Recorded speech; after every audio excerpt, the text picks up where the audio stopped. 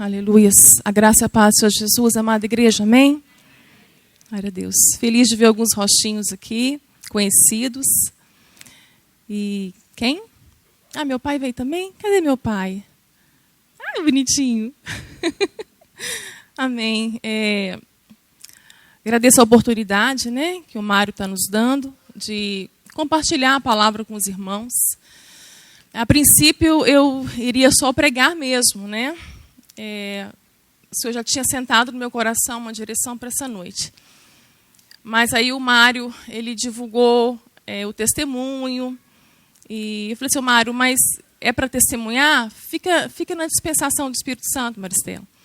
Mas como ele mencionou o testemunho, eu vou compartilhar rapidamente um pouco, né, da minha história, porque muitos daqui já conhecem, né, já leram um livro.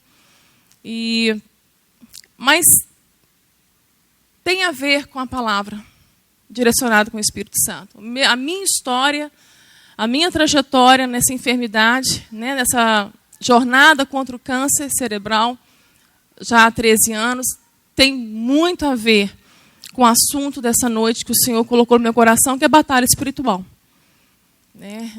Em decorrência, né, das experiências que eu e a Arisson, minha família, tem vivido, nós estamos inseridos também num tempo quase integral de batalha espiritual. Porque quando eu fui puxar o pano de fundo de batalha espiritual, eu achei que eu já tinha esgotado esse assunto.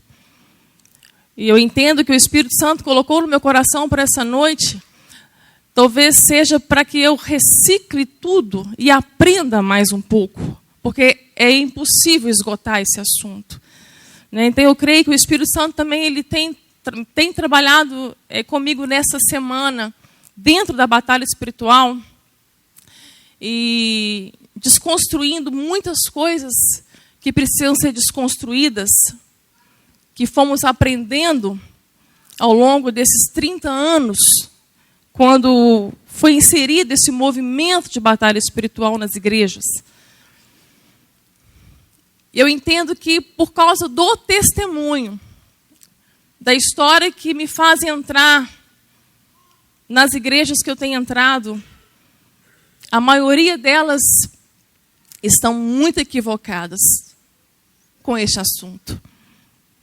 E estudando muito essa semana, para que lá na frente eu continue também buscando do Senhor entendimento. Tá, amém, obrigada. Eu fui compreendendo cada vez mais, estudando o movimento de crescimento de igrejas, eu fui compreendendo hoje, ainda mais por que na maioria das igrejas que nós entramos para pregar, entramos uma vez só.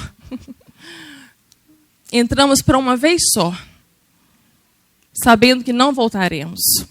Hoje eu compreendo ainda mais, porque essa história do Vale de Baca, e o evangelho que o Senhor nos deu para pregar, que ele é um só, ele vai de encontro, ele vai contra, realmente, há muitos pensamentos errados, há muitas heresias, há muita fé de experiencialismo, há muita fé de emoção. Há muitas igrejas que já não têm mais a sã doutrina nos púlpitos.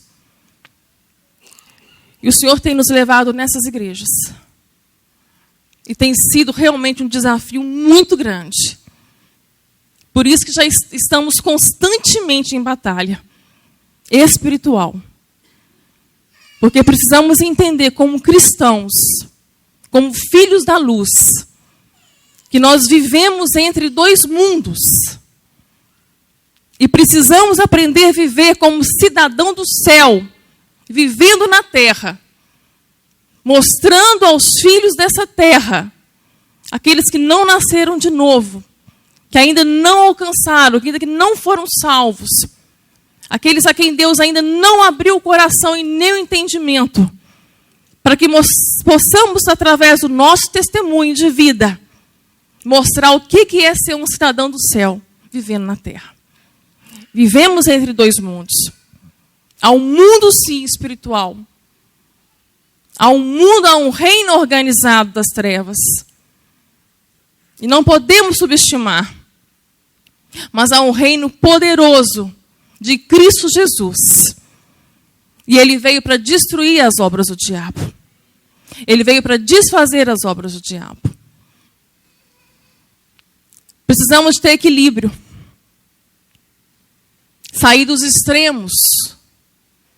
E chegar a um equilíbrio. E como hoje é um culto voltado para a libertação, eu achei muito próprio esse assunto. Ele pertence a tudo. E dentro desse testemunho, dentro dessa história, nós fomos conhecendo, adentrando dentro das igrejas, não só nas igrejas, mas também nas partes obscuras, nas lacunas que muitos não veem dentro do sistema eclesiástico. Né? Nós temos acesso a tanta coisa hoje, eu e Ariston, que nós podemos dizer que estamos de pé pela fé. A fé tem nos sustentado. E tudo que nós temos visto e ouvido, cada vez mais nos faz olhar para Cristo. E não olhar para o sistema, para a instituição religiosa. Mas procurar saber que em todo lugar que nós entramos, e é isso que nos dá força, em todas as igrejas que nós entramos, sabemos que há um corpo de Cristo lá dentro e que há a noiva do Cordeiro dentro dela. Não importa qual seja a igreja. É o que tem nos dado força, é isso. Saber que há uma noiva do Cordeiro lá dentro e ela é pequena. A maior parte é uma igreja ainda carnal, que ainda não se converteu. E quando pregamos o evangelho, muitas vezes, até mesmo aqui, eu não estou excluindo as reformadas e as tradicionais, não. Pregamos o evangelho muitas vezes para crentes que acham que estão salvos. Porque nasceram na igreja, cresceram na igreja, batizaram, são dizimistas, têm funções, têm ministérios, são líderes, são teólogos, estudiosos da palavra. E um teólogo, ele diz exatamente isso. Vai crescendo na igreja, casa na igreja, envelhece na igreja, morre, tem um culto fúnebre lindo na igreja e acorda no inferno. Foi da igreja a vida inteira, mas nunca foi de Cristo. Isso é grave. Nós temos visto isso. Essa distração, essa trama diabólica. O diabo não tem problema nenhum com a igreja. Com esse sistema caído, ele não tem problema nenhum. Ele até mantém as pessoas muito mesmo envolvidas na igreja, para que ele tenha tempo ainda de destruir as nossas famílias enquanto estamos envolvidos na igreja. É o que eu mais tenho visto. Crentes cheios de ativismo e com famílias destruídas. Casamentos destruídos. Existe sim uma batalha espiritual. Eu quero compartilhar com vocês o texto que pertence à carta, que para mim é o que mais trata sobre isso. Apesar de que toda a Bíblia, que está em Efésios, de toda a palavra, toda a Bíblia, ela não exime isso, ela nos mostra realmente que existe sim um adversário, que existe sim um inimigo das nossas almas, que tem um reino organizado, que veio para matar, roubar e destruir. Mas a palavra nos ensina algo também, que precisamos ter consciência. Consciência de como nós vamos lutar, então, as nossas batalhas. Porque o apóstolo Paulo, ele escreve aos Coríntios, dizendo que as armas da nossa guerra não são carnais, mas são poderosas em Deus para destruir fortalezas do diabo. Fortalezas que se levantam contra o conhecimento de Deus. Então, onde está a nossa maior batalha? Aonde se levanta, então, conhecimento contra Deus, entendimento contra o conhecimento de Deus? É a nossa mente, igreja. É a nossa mente, fortalezas na mente de muitos cristãos. de muitos crentes que, por não conhecerem a Deus, por falta de conhecimento de Deus através da palavra, também lhes falta a fé verdadeira. Porque hoje eu consigo definir o que é fé. Porque a minha fé era na minha fé. Eu tinha tanta fé na minha fé, que eu tinha certeza que Deus ia me curar. Porque a minha teologia de crédito me ensinou isso. Essa meritologia em acharmos que somos bons, que se fizermos tudo direitinho, se fizermos obras, Deus vai nos dar tudo o que quisermos. E eu lutei com Deus. Lutei pela minha bênção.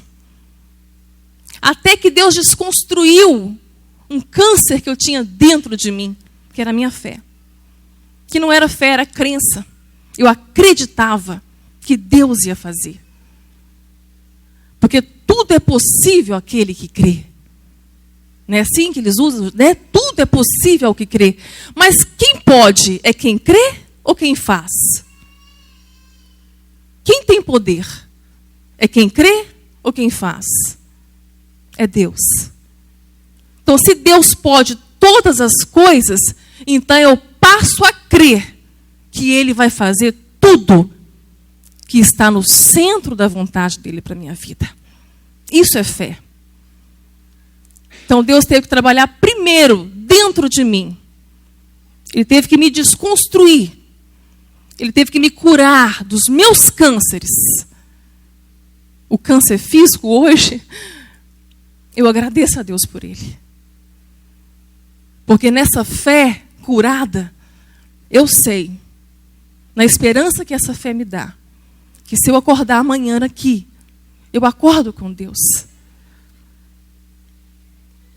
Se eu acordar amanhã aqui, Deus acorda comigo. Se eu não acordar amanhã aqui, eu acordo com Ele. Isso é fé.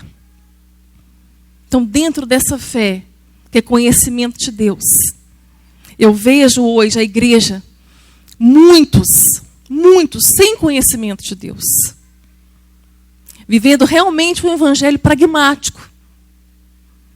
Um evangelho que é para encher a igreja. E buscando de Deus, estudando mais sobre batalha espiritual, eu venho nesse texto de Efésios.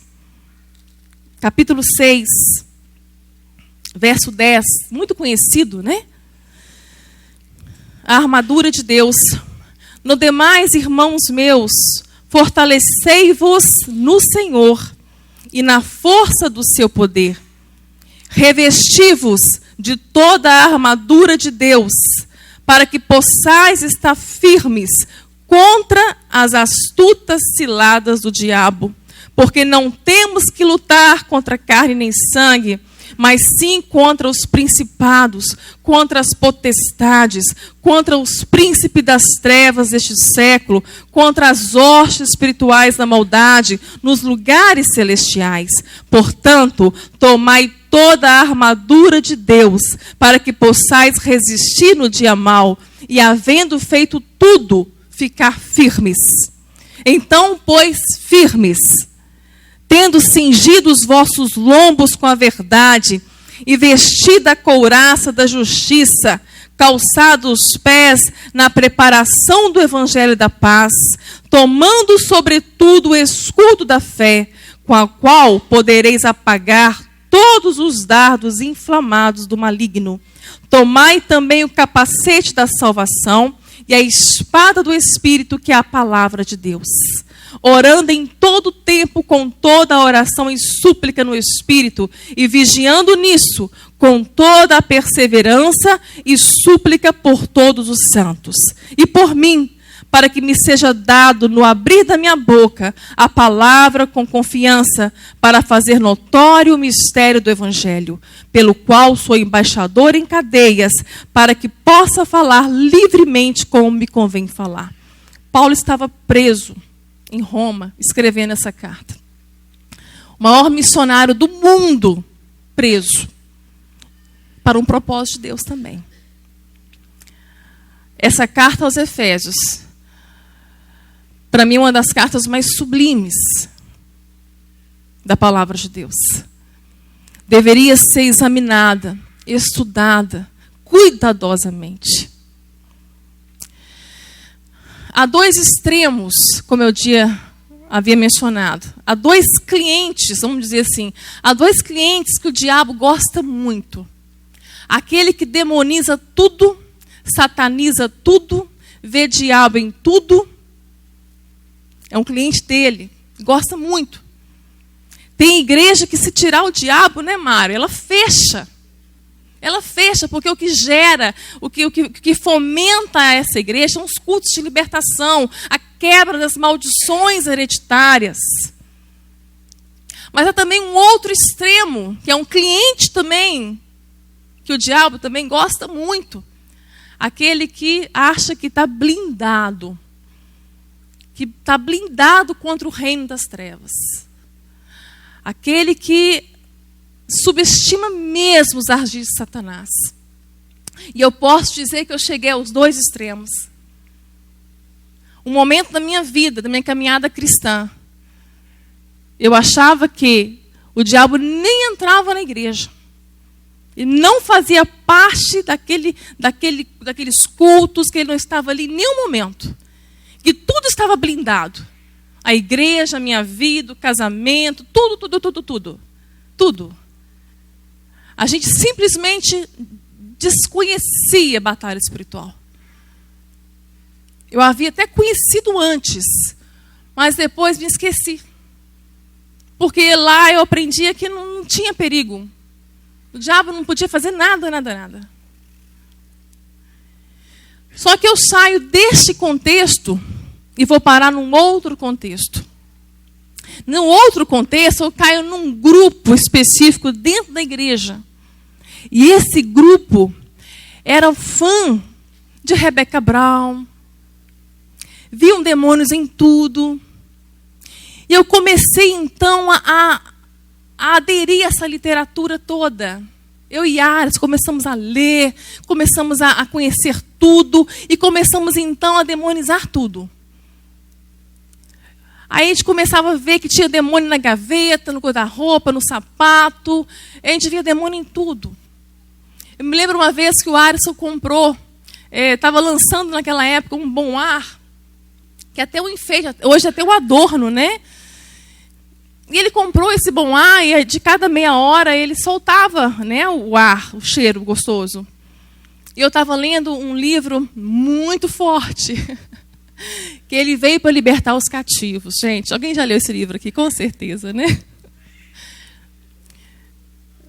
Quando foi de madrugada, eu tive sede. Eu fui na cozinha tomar água. E eu passo pela sala de jantar, onde tinha esse bom ar, que eu não conhecia ainda o sistema dele. Isso era de madrugada. E no escuro, de repente, eu escuto: psst. Eu, misericórdia, Senhor. E como ela dava tanta ênfase ao poder do diabo, eu falei assim, meu Deus, a gente acaba vendo Jesus tão menosprezado, né? Tão fraquinho, que eu me desesperei naquela madrugada. Minhas pernas bambearam, eu perdi minhas forças. Aí veio o medo, eu pensei, o demônio do medo. Eu tenho que corrigir algumas coisas do meu livro, do Vale de Baca. Porque a nossa vida é um processo que a gente vai sendo construído e sendo transformados. Hoje eu entendo muita coisa. Eu me refiro ao medo como um demônio por trás disso. A gente vai ouvindo experiências de pessoas que vão sendo exorcizadas porque tem um medo, aí ela vai para uma regressão para saber aonde que esse demônio do medo entrou. Aí eu lembro de um caso de uma criança, de um adulto já, que tinha um medo, que foi ver quando ele era criança, um cachorro bravo correu atrás dele e mordeu. E naquela ferida, então, os ditos, né, das quebras de maldições, disse que aquele demônio entrou pela ferida. E aquele homem já crente, adulto, lidando com isso, descobriu então que havia um demônio na vida dele que o atormentava quando ele tinha 5 anos de idade. Sabe, queridos, há 30 anos, nossas igrejas vêm sendo dizimadas desse evangelho, desse movimento de batalha espiritual, de quebra de maldições. Houve muitas ondas que passaram. A onda do dente de ouro, né, Rodrigo? Você lembra? Do pozinho de ouro. Essas coisas passaram. Mas o movimento de batalha espiritual, dessa forma que ele veio, que ele entrou, que ele foi inserido, continua, igreja. Continua em muitas igrejas. E dentro de muitos corações ainda. Eu comecei a interessar mais ainda por isso quando foi uma moça lá em casa. Tem uns 2 meses. Uns 2 meses. Ela chegou e falou assim: Maristela, eu preciso muito conversar com você. Aí o Marca, não, vamos, vai lá em casa. Aí ela foi. Ela está assim, eu conhecia ela já de muitos anos. De muitos anos. Então foi um presente de Deus essa tarde com ela. Ela está assim: Maristela, hoje eu entendi tudo de errado, de mal que aconteceu na minha vida. Tudo que aconteceu na minha vida até hoje, você sabe o que é. Hoje eu entendi. Você entendeu? Por que você entendeu? Porque eu escutei uma ministração da Neuza Etioca. E através dessa ministração eu entendi que tudo na minha vida é maldição. Tudo é maldição hereditária. E esse movimento da batalha espiritual, esse movimento traz consigo que tudo é do mal, todo sofrimento, toda doença, toda pobreza, tudo que acontece, toda adversidade, casamentos desfeitos, sofrimento de todas as áreas. Tudo é do mal, tudo é o diabo. Que os pecados não são pecados, são maldição. Que herança de maldições não é mais erros cometidos, repetidos por causa de padrão de comportamento. Então, tudo ficou numa sacola só. Tudo é do mal. Quando aconteceu, há 30 anos também mais ou menos, um movimento de crescimento de igrejas, por Donald McGavin, era até bom, tinha até pontos positivos. Ele ensinava métodos de crescimento que haveriam de ser colocados em igrejas, que deveriam estar também bem localizadas. Então, tudo era feito, organizado para que a igreja crescesse. Ele era um pastor missionário, bem intencionado. Só que no meio entra uma pessoa chamada Peter Wagner, que também é bem intencionado, um pastor missionário. Ele começa, então, a estudar a teologia nesse seminário de Fuller, de Donald McGavin. Só que esse homem morre e Peter Wagner assume o lugar dele. E Peter Wagner começa, então, a somar ao movimento de crescimento de igrejas a batalha espiritual. E ele foi, então, entendendo que haveria de implantar também o pragmatismo. Um evangelho mais pragmático. O que é o evangelho pragmático? A pergunta não é se é verdade, ou se há verdade, ou se está certo. É se funciona. Funciona? Vai dar resultado? Então vamos fazer. E uma vez eu aconselho que vocês ouçam as palestras do Augusto Nicodemo sobre batalha espiritual. São excelentes. Vocês vão encontrar no YouTube. E o livro dele também, Batalha Espiritual. Eu tenho aprendido muito, mas muito com ele. E uma vez o Augusto comentando que chamou Peter Wagner, a presbiteriana do Brasil, convidou este homem para dar uma palestra no Brasil. Até então, para crescimento de igreja. Só que quando ele chegou, os presbiterianos não sabiam que ele estava inserido também na batalha espiritual, no movimento da batalha espiritual. E ele começou, então, a explicar, nesse seminário presbiteriano aqui no Brasil, explicar que haviam demônios territoriais, que antes da igreja entrar para ser implantada, ela deveria primeiro separar grupos de irmãos de guerra para fazer oração de guerra, dividir em 4 grupos e entrar na cidade até que Deus mostrasse aonde estava o principado assentado naquela cidade, para que então eles cercassem aquilo ali, amarrasse o principado e liberasse a cidade. Todo esse processo aí. Agora você imagina a cara do Augusto Nicodemos, né? Guilherme, né, Lise?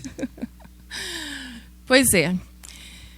Peter Wagner, então, começou a implantar que para crescer a igreja, ele viu que os pentecostais cresciam porque eles aderiram aos sinais, aquilo que era sobrenatural, deram mais ênfase aos milagres, à cura, à explosão de milagres.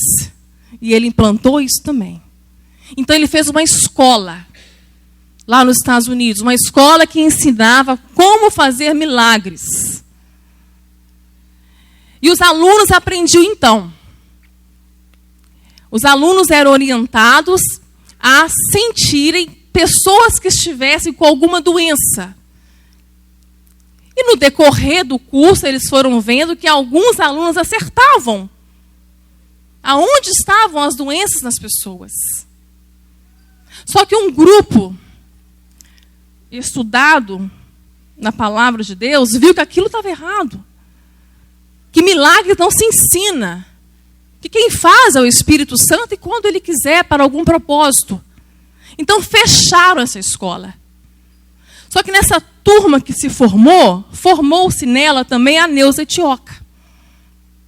E ela vem então buscando uma teologia que ela escreveu um livro, Deuses da Umbanda, onde uma das biografias desse livro são entrevistas que ela fez com pais de santo, para que ali ela ensinasse aonde estavam então os demônios territoriais, aonde haviam demônios territoriais, assim até chegar dentro da sua casa, aonde estava o demônio da casa, aonde ele estava escondido, e por aí vai.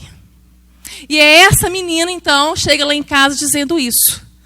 Ela acabou de descobrir, então, por que a vida dela deu errado. Porque uma das ministrações da Neuza Etioca, ela aprendeu que era maldição, que era herança de maldição. E um dos textos que eles usam muito, que está em Êxodo, um texto também muito conhecido, Êxodo 20, do verso 4, que diz assim: não farás para ti imagem de escultura, nem alguma semelhança do que há em cima dos céus, nem embaixo na terra, nem nas águas debaixo da terra. Não te encurvarás a elas, nem as servirás. Aí é onde eles usam. Porque eu, Senhor, teu Deus, sou Deus zeloso, que visita a maldade dos pais nos filhos até a 3ª e 4ª geração daqueles que me aborrecem. E faço misericórdia em milhares aos que me amam e guardam os meus mandamentos. Só que eles dão ênfase a isso aqui, que eu sou o Deus zeloso, que visita a iniquidade dos pais aos filhos até a 3ª, 4ª geração. Terrível, né? Só que esse contexto aqui é de idolatria. Num contexto de idolatria, de pais idólatras, que não ensinam seus filhos, não passam para os seus filhos a herança espiritual, aquilo que deveriam passar, que o povo que foi tirado do Egito deveriam passar para os seus filhos, não passaram. Então há um prejuízo, sim, muito grande na vida dessa geração que vai crescendo sem o conhecimento de Deus. Então o que Deus está dizendo aqui é isso, que são consequências de um erro, consequências de escolhas, consequências de atos.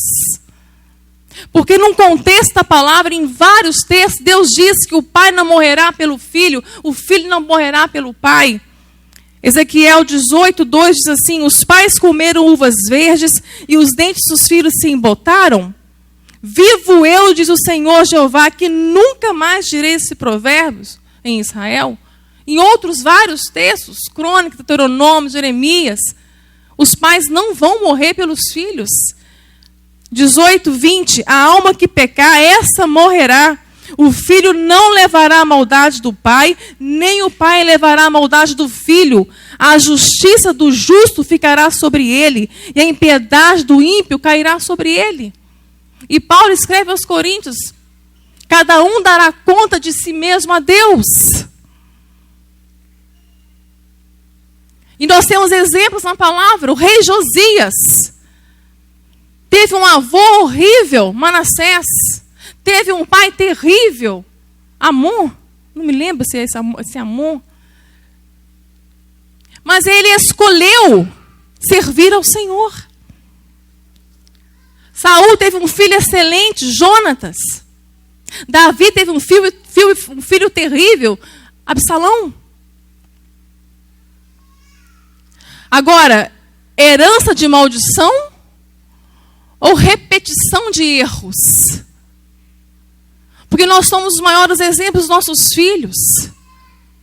Quantas crianças vão crescendo e aprendendo pelo padrão do comportamento da família mesmo. E vão se tornando e repetindo os mesmos erros dos pais. Muitos conseguem escolher um outro caminho. Mas nós somos responsáveis pelos nossos filhos. Essa herança, nós devemos passar ela por completo. Não só ensinar no caminho, mas no caminho sermos testemunhas vivas para os nossos filhos. Para que eles sejam melhores do que nós. Vamos cometer erros tentando acertar. Mas que eles sejam livres. Mas que eles possam ver em nós o maior exemplo. E ela contando isso, eu falei assim: olha, a única herança que nós temos não é de maldição. Nós temos uma herança em Cristo Jesus. O livro de Efésios já começa nos trazendo isso. Presente de Deus. Que em Cristo Jesus nós somos abençoados nas regiões celestiais. Nós não seremos abençoados, nós somos abençoados. Em Cristo Jesus nós somos abençoados. A igreja tem que ter consciência disso. Corremos atrás de bênçãos. Somos tão carentes. Enquanto nós somos carentes, nada vai nos satisfazer. Enquanto nós não tivermos consciência do que está escrito na palavra, que todas as bênçãos nos foram dadas em Cristo Jesus, e Ele vai suprir as nossas necessidades. Aquela mulher que estava sentada na minha sala, ela não tinha um problema de herança de maldição. Ela tinha um problema desde adolescente. Ela foi rebelde com seus pais. Ela não honrava os seus pais. E na desonra não tem honra, não tem bênção. Ela desobedeceu os pais. Na desobediência, ela cometeu delitos. Ela fez aborto. Ela nunca chegou para pedir perdão para os pais. Ela casa. É infeliz no casamento, porque nunca foi uma mulher submissa. Nunca entendeu a submissão à luz da palavra. Um casamento que vivia fracassando. Separava, voltava. Uma mulher que mesmo nascendo na igreja, conhecendo a palavra, estava sendo ensinado a ela a terceirizar a culpa, a colocar culpa em demônios. E como o diabo tem gostado disso, igreja? A não tratarmos do nosso pecado como obras da carne e não como maldições hereditárias. Porque enquanto terceirizamos as nossas culpas e pecados, não há arrependimento em nós. Muitos estão sendo enganados nessa hora. E quando a gente vai ler na carta de Efésios, Paulo vai apresentando para a gente uma carta que nos mostra que nós fomos eleitos, escolhidos em Cristo antes da fundação do mundo. Que havia um propósito maravilhoso para a igreja dele na terra. E essa carta vai tratando disso, do amor de Deus pela sua igreja. Que haveria um só batismo, um só Deus, uma só fé, um só corpo, um só Deus e Pai. Que precisaríamos perseverar em amor e unidade.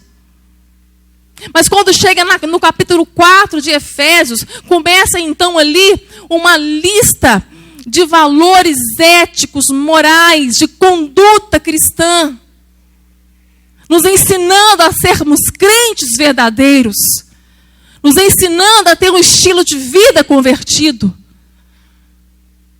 Textos e mais textos de Efésios que vai nos ensinando a ser quem devemos ser no processo da nossa caminhada cristã.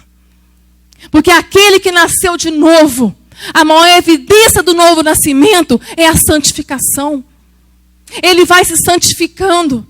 Ele odeia o pecado, ainda que peque, porque somos pecadores. Mas ele odeia o pecado. O desejo do nascido de novo de obedecer é maior do que de pecar. Então ele sofre quando ele peca. E tem uma lista aqui para os crentes: não mintais uns aos outros. E temos visto uma leva de crentes mentirosos, que não têm palavra, que enganam, passam para trás.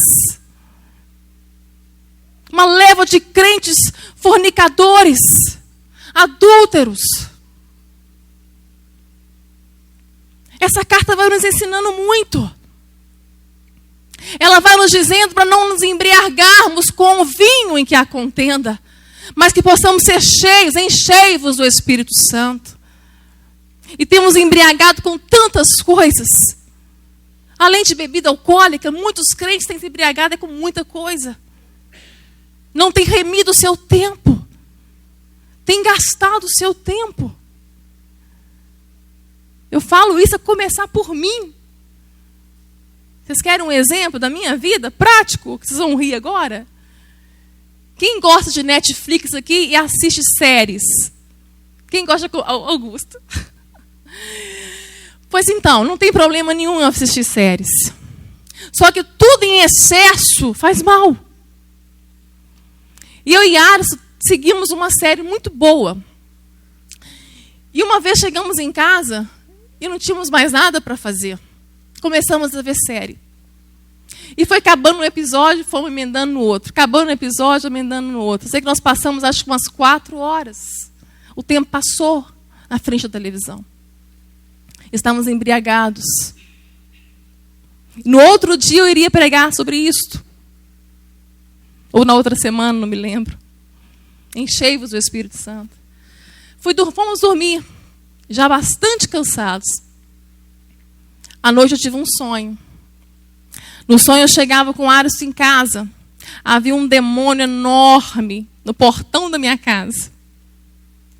E o Aris passou direto. Eu falei: amor, volta, vamos expulsar aquele demônio de lá. Ele não pode ficar na porta da nossa casa. E nós voltamos.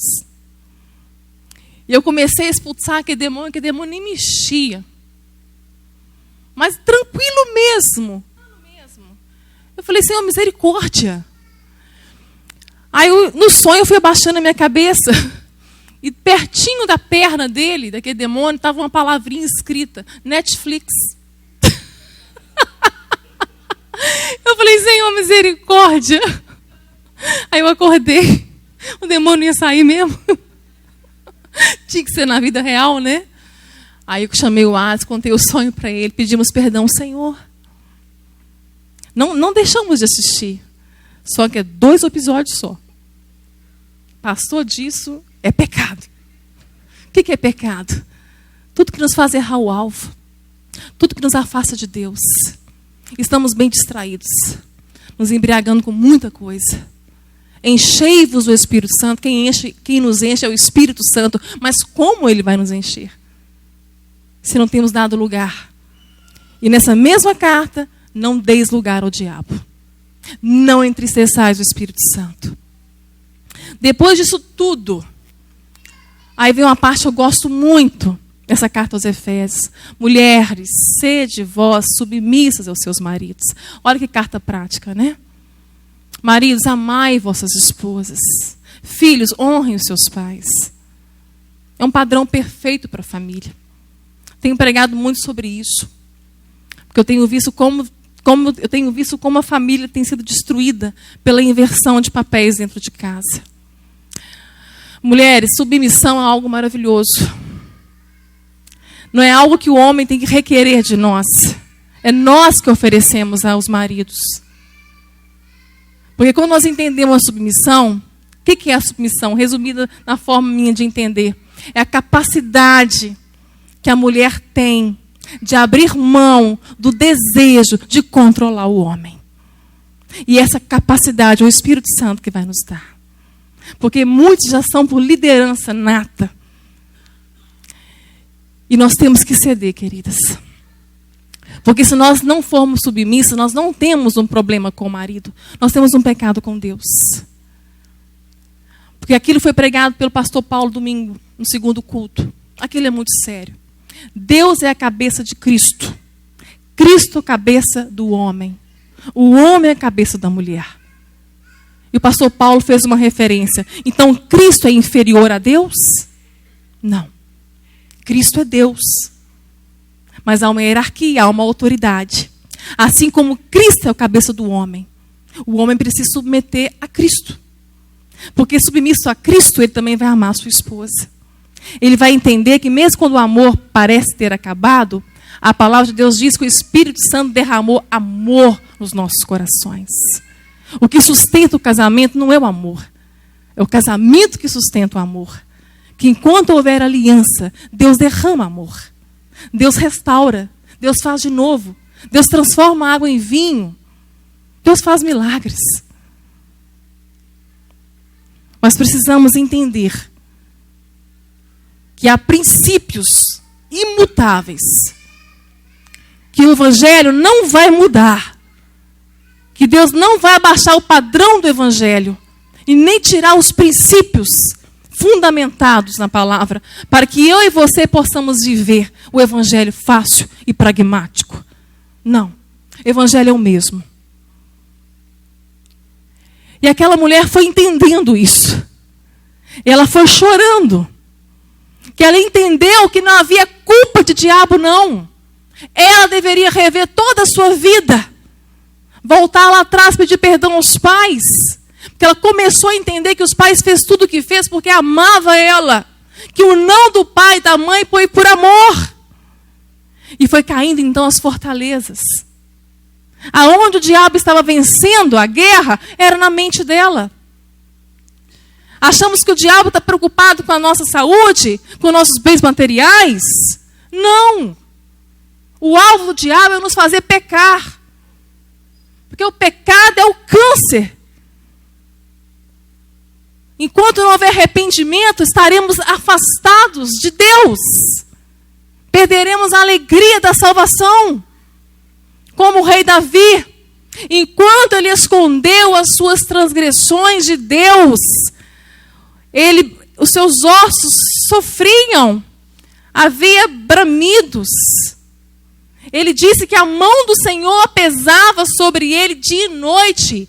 Disciplina de Deus. E o movimento errado de batalha espiritual diz que tudo é do mal. Não, Deus também traz disciplina. Muitas vezes o sofrimento que estamos sofrendo é por disciplina.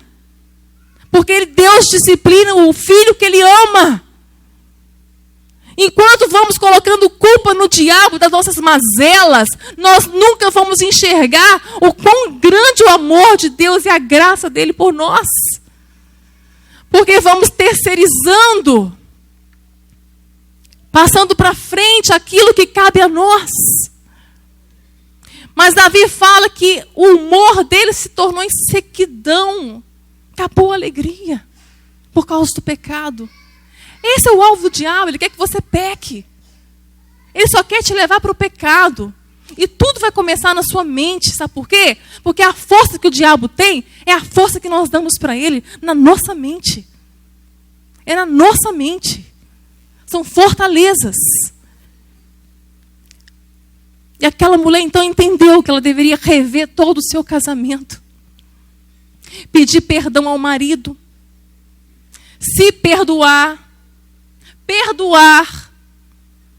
Havia muitas tarefas de casa para ela fazer. Passaram-se 2 meses. Hoje eu mandei uma mensagem para ela. Preparando a mensagem, eu lembrei dela. Perguntei como ela estava. Maricela, desde aquele dia, foi tirado um fardo das minhas costas. Deus tirou um peso das minhas costas. Mas é isso que o diabo faz. Cegar as nossas mentes. Para que não possamos ver quem somos. O que precisamos fazer. A mudança que precisa partir de nós.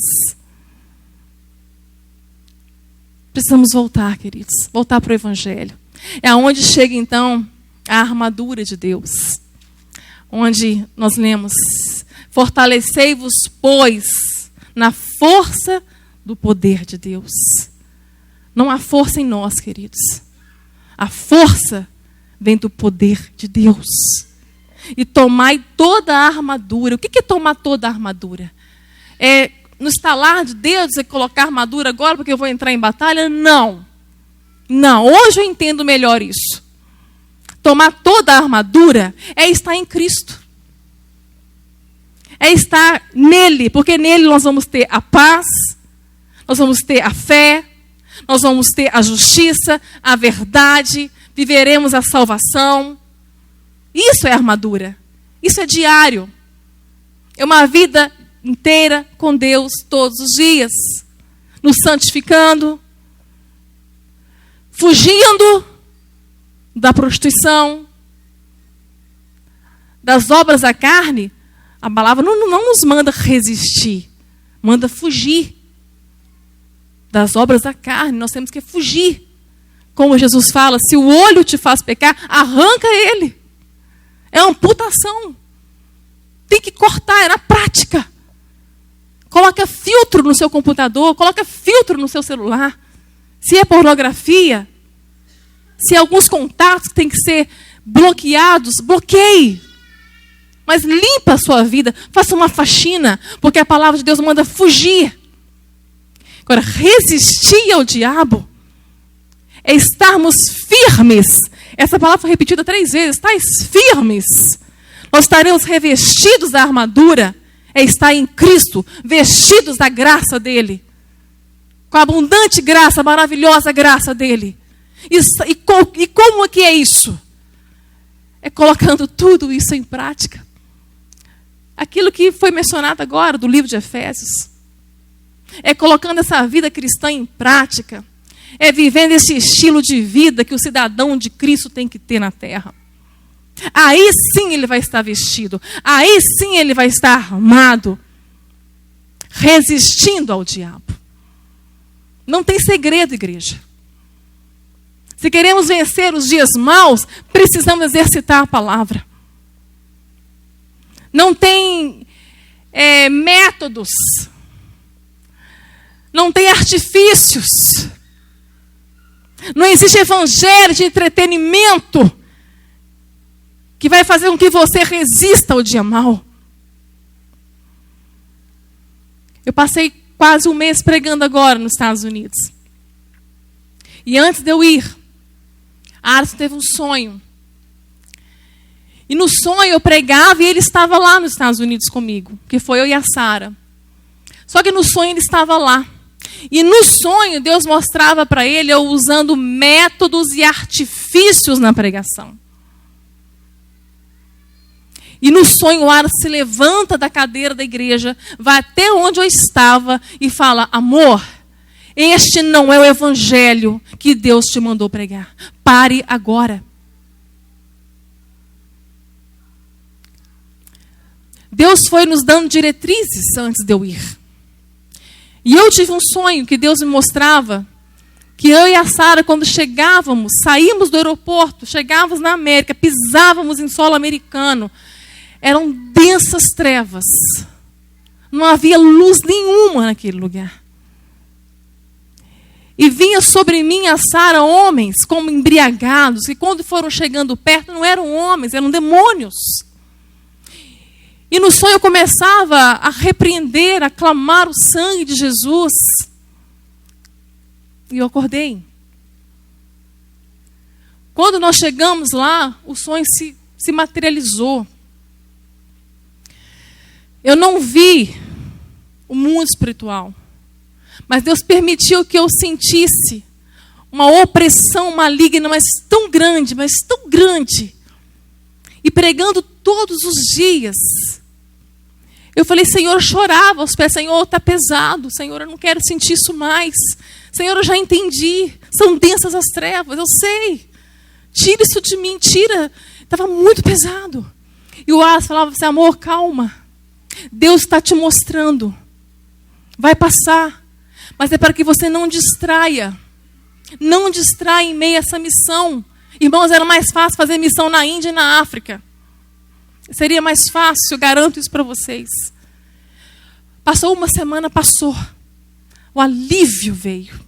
E realmente era algo sobrenatural. Mas realmente eu precisava sentir. Como é fácil distrair ali. Como a igreja está distraída. Com tanta praticidade. Com tanta tranquilidade. Crentes mornos. Vivendo o evangelho fácil. De agenda. De domingo. Alguns cultos de semana. Mas uma vida normal. Não muito diferente daqui. Mas com as famílias destruídas. Eu nunca vi tanto divórcio. Nunca vi tanto casamento desfeito num lugar só. Numa mesma família, numa mesma igreja, divórcios e mais divórcios e mais divórcios. Seria herança de maldição? Não. Desobediência à palavra. Desobediência à palavra. Isso é muito sério. Há sim um reino das trevas. Há sim um inimigo das nossas almas. Mas como a palavra bem nos descreve e nos revela, Jesus pisou, feriu a cabeça de Satanás na cruz. Satanás está vencido. Ele foi amarrado há 2000 anos. Ele é um cão na coleira. Está limitado. E as portas do inferno não podem prevalecer contra a igreja do Senhor, porque ela marcha vitoriosa pregando o evangelho. Ele não pode deter o evangelho. Não tem essa de ficar amarrando demônio, não, já está amarrado há 2000 anos. Ele foi vencido na cruz. Mas assim como um exemplo que eu vou dar, em 94 houve uma guerra no Golfo. E o Iraque tomou o Kuwait, né? Os Estados Unidos então entrou e feriu a espinha dorsal do Iraque. Saddam Hussein estava derrotado. Mas ainda assim derrotado, ele queimou todos os poços de petróleo que havia naquela nação. Como ele havia de sair, estava em retirada, ele se empenhou em destruir tudo que ele pudesse destruir. Assim também é Satanás. Apocalipse 12:12 nos diz: ai dos moradores da terra, porque o diabo desceu até vós com muita fúria, porque nos resta pouco tempo. Irmãos, vamos estar revestidos da armadura. Não há artifícios. Não há metodologias, não há pseudos encontros que você vai gritar, vai ter histeria, vai rolar no chão, vai fazer tudo quanto há para quebrar maldições. Se você não voltar para a palavra, pedir perdão para quem você deve pedir perdão, não perdoar quem você deve perdoar, a sua vida vai continuar a mesma. Porque a palavra de Deus nos diz em Mateus 18, na parábola do do credor incompassivo, que por ele não perdoar, ele foi perdoado de uma dívida impagável, a nossa dívida na cruz. Ela é impagável. Foi rasgada essa dívida na cruz. A cédula foi rasgada, não há dívida mais. Mas esse credor não perdoou, mesmo sendo perdoado. E Jesus fala que ele foi entregue aos atormentadores. Então, se não houver perdão, há tormento, há perturbação. Quantas mentes perturbadas, quantas vidas estagnadas porque não perdoam. Deus não vai mudar a palavra dele. Deus não vai quebrar princípios dele. É preciso perdoar. É preciso amar. É preciso ter unidade. É preciso sim colocar os papéis da família em ordem, para que possamos estar firmes, revestidos da armadura de Deus. Como está você hoje nessa guerra? Como você está na verdadeira batalha espiritual? Que essa palavra possa ter encontro no seu coração.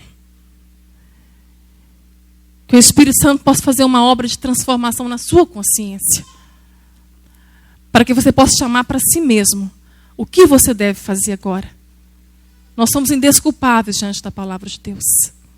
Que haja conserto, que haja aliança, que haja restauração nas nossas vidas. Amém?